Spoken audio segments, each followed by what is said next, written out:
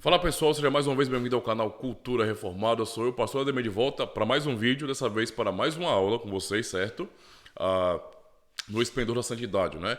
Na verdade, essa é a última aula, tá bom? Essa é a última aula. O que acontece é o seguinte: eu ministrei a aula na quarta-feira e aí tivemos um pequeno acidente, né? Deu algum bug no celular e não foi transmitida a aula, né? Eu geralmente faço a transmissão e não foi transmitida a aula, certo? Por isso, eu estou gravando a aula aqui para vocês para completar a nossa playlist, beleza? Então hoje vamos para a nossa última aula no livro No Esplendor da Santidade, tendo aí então uma playlist completa de aulas sobre adoração reformada que você pode aproveitar e compartilhar com todo mundo que tem dúvidas sobre isso. Eu considero de muita importância porque eu penso que, por experiência mesmo, talvez a parte mais difícil, não é, de reformar em uma comunidade que está buscando reforma, né, digamos assim, é a questão do culto, né? Isso realmente pesa bastante, porque em comunidades evangélicas, geralmente, não é, você tem um tipo de igreja assim, de culto que é muito inclusivo, não é? E muito diverso. Então você tem atividades, departamentos, oportunidades, banda, ministério de louvor e esse monte de coisa. Aí o que acontece? Quando você tira algumas dessas atividades para se concentrar em um culto realmente bíblico, isso leva muitas pessoas a saírem da igreja, tá? A abandonarem nesse sentido a congregação. Então é uma preocupação e um medo de líderes que têm abraçado a fé reformada. Eu sei disso por experiência, tá?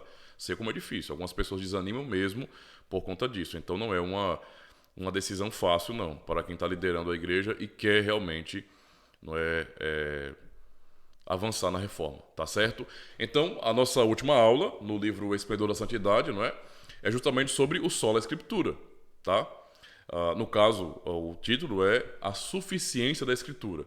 E eu acho que não tem um tema melhor, não é? Para falar no final dessa playlist do que a suficiência das Escrituras. Justamente porque nós precisamos realmente compreender que tudo aquilo que tem a ver com o culto, com a adoração e com a vida cristã vem da Escritura Sagrada, tá? Então eu espero que os irmãos tenham aproveitado a playlist, aproveitem, compartilhem, porque o conteúdo é bom. E outra, meus irmãos, não desperdicem o tempo de vocês, tá? Realmente aproveitem para aprender e para se desenvolver. Só para lembrar, não é, a nossa temporada, não é, sobre a adoração reformada, nós estudamos primeiro sobre o que é uma liturgia, tá? A nossa primeira aula. Estudamos depois sobre a preparação para o culto público, também sobre o que é e o que não é culto, também sobre a preparação diária para o culto no dia do Senhor. Então, aprendemos aí, né, que deve haver realmente uma preparação diária, uma vida devocional ativa para isso. Aprendemos também sobre a chamada à adoração.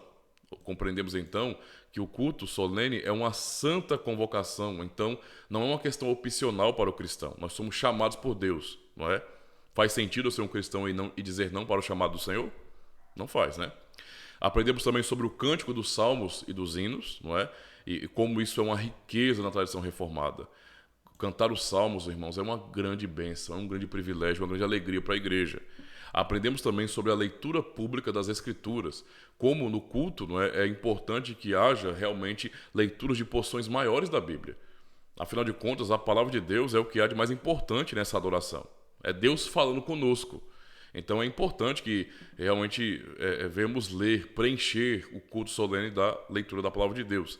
Também aprendemos sobre a confissão de pecados, justamente porque no culto estamos adorando um Deus que é santo e reconhecemos, não é, justamente que nós somos pecadores. Nós, reformados, tradição continental, temos o costume de, a cada domingo de manhã, não é, na hora do culto matutino, lermos os 10 mandamentos. Então, é um momento perfeito para que possamos pensar bem naquilo que a lei requer de nós, do que Deus está nos exigindo, e reconhecermos que nós somos fracos demais para obedecer os mandamentos. E dependemos então de Cristo e temos que pedir perdão a Deus mesmo, reconhecendo que nós somos falhos.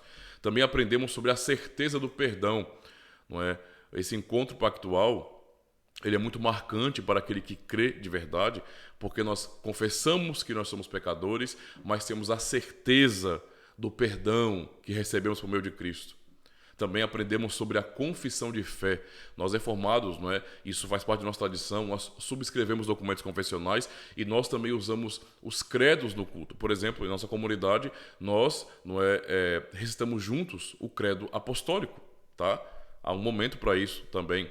Aprendemos também sobre a oração pastoral, sobre os dízimos e as ofertas, sobre a pregação da palavra de Deus.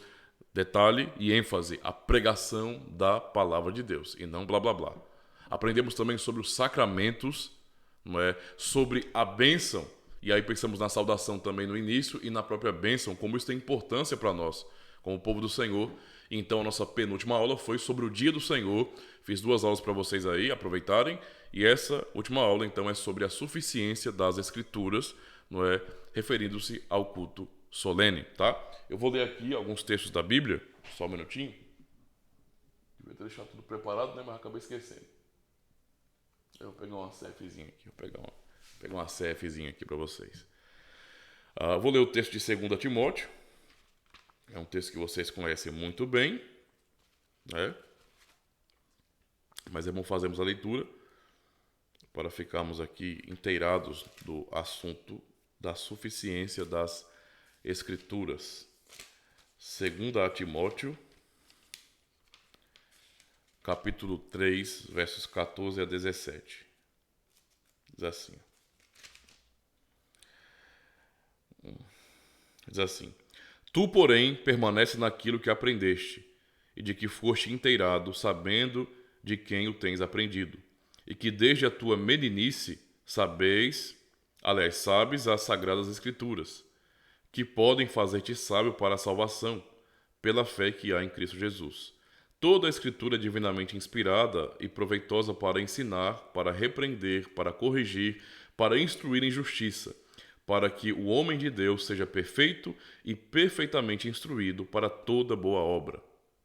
Então esse é o texto da palavra de Deus.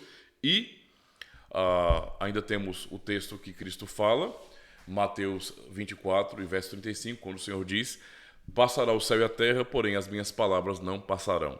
Tá? Vamos então a esse pequeno estudo.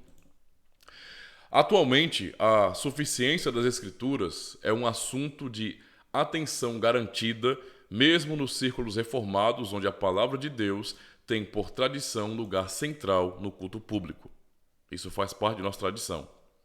A maioria dos cristãos evangélicos levantariam alegremente suas Bíblias e declarariam, sem hesitar, que ela é a inspirada, infalível e autoritativa palavra de Deus. Ainda assim, eu afirmaria que poucos admitiriam ou sequer entenderiam a suficiência da Bíblia, não é, da Escritura Sagrada. Isso é um fato mencionado aqui que é importante para nós, porque é notório que, especialmente quando chega o mês de outubro, né, que muitos estão se programando para eventos comemorativos da Reforma Protestante. Nessa época, muitos evangélicos falam dos solas da Reforma e falam muito em sola Escritura. Falam muito em sola Escritura. Mas o fato que deve ser observado é que muitos estão falando aquilo, mas não entenderam bem o que significa sola Escritura. Tá? Porque a prática que essas pessoas têm, não é, de culto, por exemplo, ou até certos princípios que elas obedecem, não estão de acordo com a Bíblia. É mais fruto de imaginação e de preferências pessoais. Então acaba sendo uma coisa contraditória com sola Escritura. Tá? Na verdade, é o que John Payne coloca aqui. Caso se contratasse um advogado para processar as igrejas modernas por conta de suas cerimônias de culto desprovidas de Bíblia, não lhe faltaria evidências convincentes. Tá? Então, nessa analogia que ele faz aqui, é interessante essa ilustração. O fato é que, nas igrejas cujo objetivo é satisfazer o consumidor, a Escritura foi empurrada para a periferia. Não é? Então, esse é um fato, não é? Nós podemos realmente reconhecer isso, não é? Que aonde o objetivo, não é satisfazer as pessoas, obviamente a Bíblia ela é colocada no escanteio, na periferia e tratada como um mero detalhe. Não é? Simplesmente isso, como um enfeite, uma validação, um selo religioso, só isso. Tá? Um amuleto. É uma profunda ironia, no mesmo instante em que nos púlpitos transborda a retórica sobre a importância de crer e de obedecer à palavra de Deus, que a Bíblia quase nunca é lida nem pregada com fidelidade. Então, como é que se pode falar em sola Escritura ou em suficiência da Escritura quando a Escritura ela não é exaltada, não é pregada, não é exposta para o povo? Foi a grande confiança na suficiência da palavra que moveu o coração de reformadores protestantes para fazer da Escritura e não da tradição da igreja o fundamento do culto cristão. Isso aqui é muito importante, irmãos. Muito importante. Na Reforma Protestante, o que nós vemos como ênfase, não é justamente isso: a Escritura ser colocada no seu devido lugar. Certo? É claro que durante a história, durante os séculos, a igreja sempre reconheceu a Escritura Sagrada como palavra de Deus. Isso é fato, não pode ser negado. Tá? Mas também é notório que a Escritura, eu posso dizer assim, ou ela foi rebaixada, ou então, pelo menos, a tradição foi elevada ao nível da Escritura. Tanto é que a tradição, não é, oral ou escrita mesmo, acaba sendo colocada no mesmo patamar da própria Escritura. E é claro que tanto católicos romanos como também católicos ortodoxos vão reivindicar, não é, fontes também secundárias, não é, outras fontes de autoridade na igreja que estão equiparadas à Escritura. Certo? É claro, não é, eu não estou falando isso para poder provocar debate, porque eu sei que o debate sobre isso hoje é uma coisa muito sem sentido, né? Acaba sendo até inútil. Por quê? Porque o pessoal que está defendendo, não, que de forma nenhuma a tradição tradição que nós respeitamos e reconhecemos também, é claro, mas nós realmente colocamos no seu lugar, que é abaixo da Escritura, tá? E para mim realmente é um argumento falacioso dizer que a igreja ou formou a Bíblia ou tem autoridade sobre a mesma. Isso não faz nenhum sentido, né? Nenhum sentido. Isso não existe. Isso não é compatível com o desenvolvimento da história da redenção na própria Escritura. Tá certo? Então não é simples assim. A igreja formou a Bíblia. Não existe isso. Tá? Deus é quem inspirou a sua palavra. Então a autoridade é de Deus e não da igreja. Esse é o ponto aqui. Tá? Então, por conta disso, essa compreensão dos reformadores, que é a nossa também, a Escritura e não a tradição da igreja tornou-se o fundamento, ou é o fundamento para o culto cristão. A preocupação, então, dos reformadores, não é, especificamente pensando na tradição reformada, era a maneira como nós adoramos a Deus. Ela é de acordo com a Escritura? Ela é bíblica? Ou ela tem outras fontes que não a Escritura? Tá? Então, e por meio da pregação expositiva, a substância da pregação deles. Homens como Martinho Lutero, João Calvino, Pedro Mártir, Eurico Zwinglio e uma multidão de outros tinham o zelo em comum de explicar, versículo por versículo, a palavra de Deus inspirada. Mas por que motivo eles investiram tanto tempo estudando e proclamando cuidadosamente a Escritura, quando poderiam estar criando para cada necessidade intergeracional, aliás, uma variedade inimaginável de programas? Por que ao invés deles tentarem inventar ou estabelecerem uma tradição que seria diferente da católica romana, mas que teria elementos diversos, não é, praticados, observados, guardados, que não viessem da Escritura? Por que não? Por que a ênfase deles foi realmente em Escritura, em pregar, em expor, versículo por versículo, em dizer aquilo que a Bíblia ensina e procurar regular tudo de acordo com a Escritura Sagrada? O motivo era que os reformadores protestantes criam com sinceridade na suficiência da palavra de Deus para a regeneração e santificação dos eleitos. Então, o que podemos observar é que os reformadores, de fato, eles não estavam tentando aparecer, né? Esse é um ponto importante. Eles não estavam fazendo aquilo para aparecer. Eles realmente criam com sinceridade na suficiência da palavra de Deus. Tanto é que muita mudança aconteceu. E se você vai analisar o desenvolvimento das tradições protestantes, e eu falo, dando ênfase especialmente à tradição reformada, você vai perceber realmente esse princípio muito bem aplicado, de que aquilo que nós fazemos, a nossa maneira de se relacionar com Deus, não é? Ela deve ser pautada pela Escritura Sagrada e não pela autoridade humana, simplesmente. Tá? Então, realmente, os reformadores eles tinham, não é, sinceridade em reconhecer a suficiência da Escritura Sagrada. Por isso, tudo na igreja foi regulado pela palavra de Deus e não pela tradição. Tá? Então, sua ortodoxia, a correta crença deles, não é, determinava também sua ortopraxia, a correta prática deles. Tá? Então, ou seja, da onde vinha a prática dos reformadores? Da Escritura. Então, primeiro, e quando o termo é usado como ortodoxia, não é pensando na ortodoxia, não é como digamos assim, simplesmente aquela organização teológica de doutrinas verdadeiras lá do início da igreja.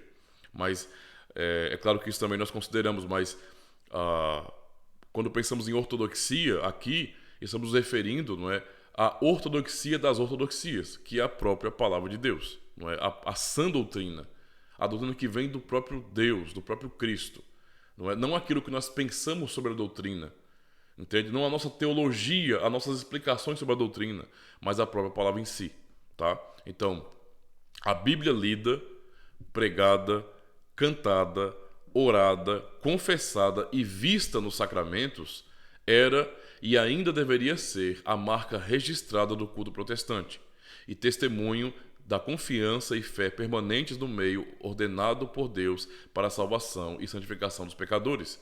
Então, o que é observado aqui, né, pelo autor é que esse entendimento ele foi perdendo lugar, não é, nas comunidades protestantes. Foi perdendo lugar. E se nós fizermos uma avaliação, olharmos para como anda o protestantismo, vamos ficar tristes, porque vamos perceber que há um desvio muito grande disso. Muito grande. Não é? Então, já para pensar nisso, pregação expositiva parece que é coisa só de reformado. Cântico dos Salmos parece que é coisa só de reformado. Entende a situação? Há dificuldade nisso. Então, basicamente, a palavra de Deus, a Escritura Sagrada, não está habitando, digamos assim, de maneira rica em muitas comunidades evangélicas. Não está. Os cultos são preenchidos por oportunidades, por bandas, cantores solo na igreja, departamentos, por tudo, apresentações de teatro. As pessoas procuram preencher o culto com um monte de coisas, um monte de atrativos aos homens, entretenimento para os cristãos, não é? E infelizmente a palavra que deveria abundar, que deveria preencher todo o culto, não está preenchendo. Isso é lamentável, não é? Porque é uma rejeição, não é, desse meio que Deus nos deu para a santificação, tá? Cristo mesmo em sua oração sacerdotal, João 17, verso 17, ele ora justamente assim: santifica-nos, aliás, santifica-os na verdade. O que é a verdade? Ele vai dizer: a tua palavra é a verdade. Nós somos santificados nesse sentido, não é? Observando segundo a palavra de Deus. Isso nos faz lembrar até do Salmo 119, né? De que maneira o jovem poderá guardar puro o seu caminho? Observando, não é? Segundo a sua lei. Então, o apreço e a submissão à palavra de Deus é o que também nos santifica neste mundo. É a verdade nos separando da mentira, nos separando do mundo, nos separando dos achismos. A verdade. Então, um culto que é santo, um culto que é fiel, ele é um culto totalmente bíblico. Ele não é fruto da imaginação do homem. O homem não tem autoridade para criar modelos ou meios de adoração. Só o Senhor ordena como deve ser adorado. Tá? Por isso, santifica-os na verdade. A tua palavra é a verdade. Continuando. Como aqueles que, pela graça mediante a fé, se agarraram com firmeza no poder e na graça soberanos de Deus, oremos para que nossas igrejas demonstrem com firmeza a confiança inflexível na suficiência da Escritura para glorificar a Deus e transformar nossas vidas, tá? Pode ser que esse tipo de coisa não se encaixe na mentalidade pragmática empresarial de consumidores e especialistas em crescimento de igreja, mas é a maneira e a sabedoria do nosso Rei soberano.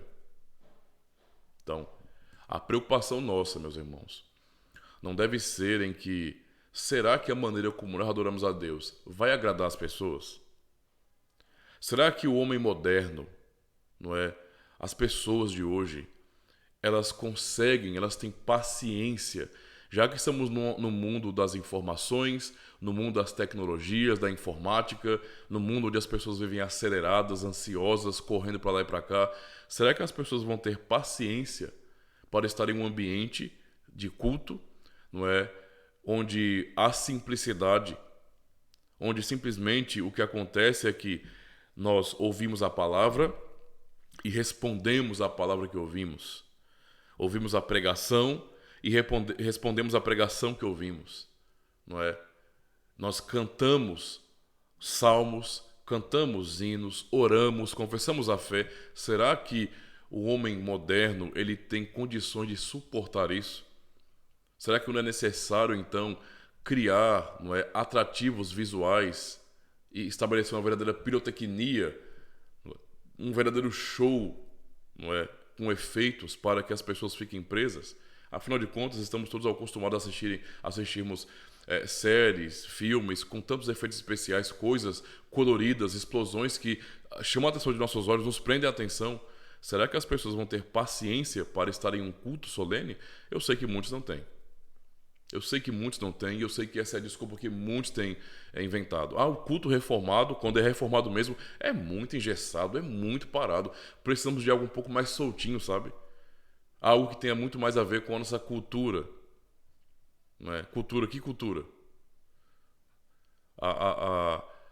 Esse tipo de afirmação ou de entendimento, não é uma negação da suficiência da Escritura Sagrada. Nossa preocupação é que o culto seja bíblico, fiel, e não que seja algo que nos agrade, porque afinal de contas, no culto nós estamos servindo a Deus. Nós saímos de nossos lares com nossas famílias e nos dirigimos a um local comum de encontro para servirmos ao Senhor Deus, e não para sermos agradados, e não para sermos servidos, mas para servir. Então, a Escritura ela é suficiente para regular nossa vida, para regular o culto solene, tá? Inclusive, nós podemos lembrar muito bem, não é, daquilo que Colossenses 3, né, Paulo ensina, versos 16 e 17, que diz bem assim: a palavra de Cristo habite em vós abundantemente. A palavra de Cristo, a Escritura Sagrada, tá? A palavra de Cristo habite em vós abundantemente, em toda sabedoria, ensinando-vos e admoestando-vos uns aos outros com salmos, hinos e cânticos espirituais, cantando ao Senhor com graça em vosso coração. Tá?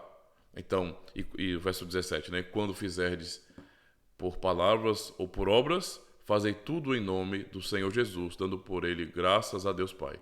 Então, a recomendação, o ensino autoritativo do apóstolo Paulo é que a palavra de Cristo, habite abundantemente na igreja. A palavra de Cristo. Porque ela é suficiente. Ela é suficiente. O que deve então habitar no meio do povo de Deus, nos trazendo instrução e nos moldando e nos santificando, é a palavra do Senhor. São as Escrituras Sagradas, moldando cada aspecto da vida do cristão e cada aspecto do culto cristão. Isso é um ponto muito importante, tá? Lemos aqui alguns outros textos também, por exemplo, como Paulo afirma: pois tudo quanto outrora foi escrito para o nosso ensino, foi escrito, a fim de que, pela paciência e pela consolação das Escrituras, tenhamos esperança. A Escritura é suficiente, não é? Será que nós não podemos ler o Salmo 119, verso 105, não é? Ler as belas palavras deste salmo, deste verso da palavra de Deus, tendo a convicção que elas são aplicáveis perfeitamente a nós hoje? Ou alguma coisa mudou? Porque é dito: lâmpada para os meus pés é a tua palavra e luz para os meus caminhos. Talvez as pessoas precisem abrir a Bíblia, não é, com temor, com reverência, com respeito ao Senhor Deus, para que essa luz possa realmente brilhar em nosso meio e nos conduzir e dirigir nossos passos e nos dar segurança de que aquilo que estamos praticando, que estamos fazendo, é de fato a vontade de Deus. Talvez seja isso que precisamos, né, para a nossa geração de hoje, tá? E eu quero concluir citando justamente nossas confissões. Vamos para a confissão belga. Nós temos aqui na Confissão Belga alguns artigos bem importantes sobre a Palavra de Deus. Por exemplo, o artigo 3 nos fala sobre a Palavra de Deus, o artigo 4 nos fala sobre a lista, né, os cânons, os livros canônicos no caso, certo?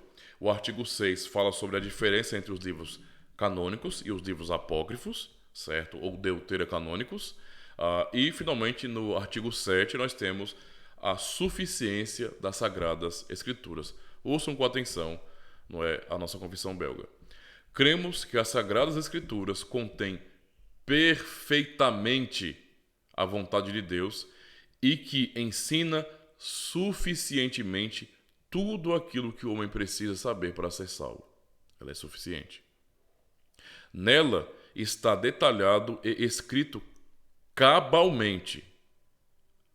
Observem com atenção aquilo que a nossa confissão reformada está dizendo. Nela, na Escritura, está detalhado e escrito cabalmente o modo de adoração que Deus exige de nós.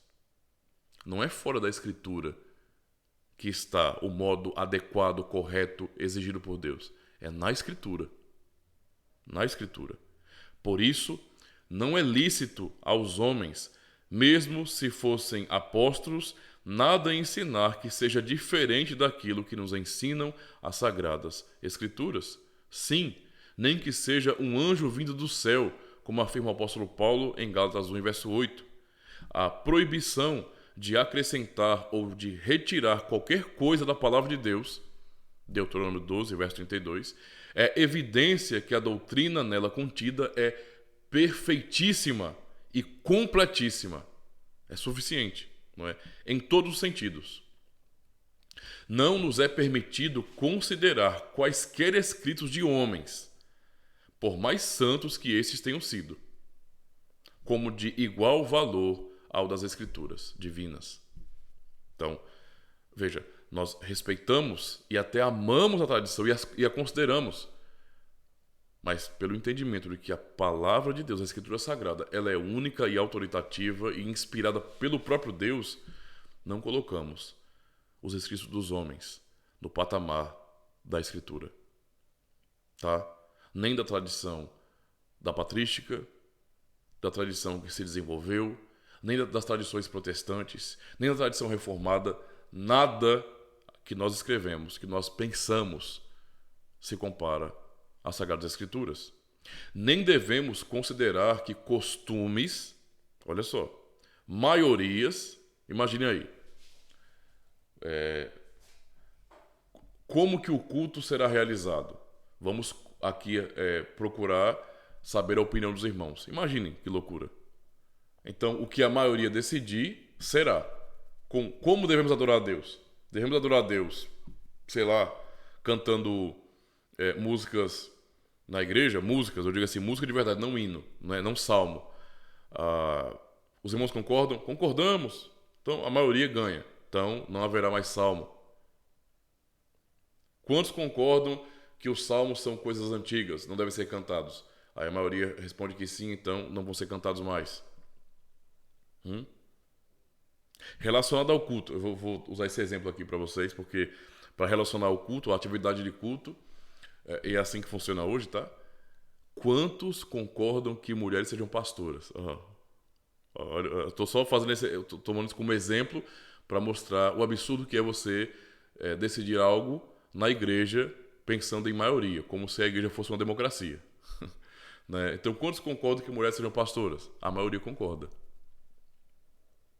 É por isso que você tem um monte de mulheres com nome de pastoras aí. Eu costumo chamar de pastor fêmea, porque não existe pastora na Bíblia. Tá? Aí a maioria concorda. Então, não é a maioria. Não é a maioria que determina nada na igreja. Não é a maioria. Certo? As pessoas podem concordar com o mundo, podem fazer voz ao mundo, mas a opinião delas não está acima da palavra de Deus. Então, o que determina é a palavra de Deus. Nem a antiguidade, ou seja, nem a tradição, sucessão de tempos e de pessoas, concílios, decretos ou estatutos tenham o mesmo valor da palavra de Deus. porque a verdade está acima de tudo. E a verdade é a palavra de Deus. Porque aqui Jesus, nosso Senhor, não é, disse em João 17:17, santifica-os na verdade, a tua palavra é a verdade. Tá certo? A tua palavra é a verdade. Não aquilo que nós pensamos da palavra, mas a palavra é a verdade. Tá? Pois todos os homens são, em si mesmos, mentirosos e mais leves que a vaidade. Salmo 62, verso 9. Por isso rejeitamos de todo o coração tudo aquilo que discorde desta regra infalível, conforme nos ensinou o apóstolo. Provai os espíritos se procedem de Deus. 1 João 4, verso 21. E também, se alguém vem ter convosco e não traz essa doutrina, não o recebais em casa, nem lhes deis as boas-vindas. Então, como o nosso artigo 7 da Confissão Belga nos ensina, a Escritura é suficiente. Então é suficiente para tudo, suficiente para regular nossa vida. É Deus, em sua palavra, que nos diz como nos relacionamos com Ele e também com o nosso próximo. Por isso, quando pensamos em culto solene, temos que ir à Escritura Sagrada. E aí, eu concluo citando o texto de Apocalipse 22, versos 18 e 19, que diz bem assim: Eu, a todo aquele que ouve as palavras da profecia deste livro, testifico. Se alguém lhes fizer qualquer acréscimo, Deus lhes acrescentará os flagelos escritos neste livro. E se alguém tirar qualquer coisa das palavras do livro dessa profecia, Deus tirará a sua parte da árvore da vida, da cidade santa e das coisas que se acham escritas neste livro.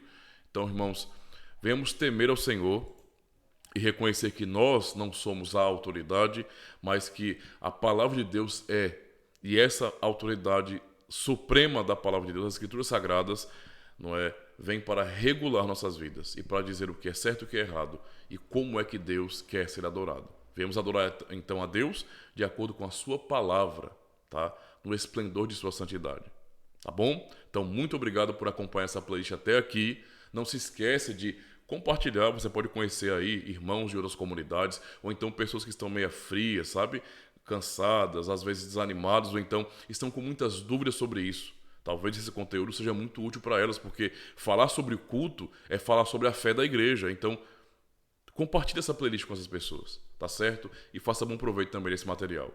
Deus abençoe e até a próxima playlist. Valeu!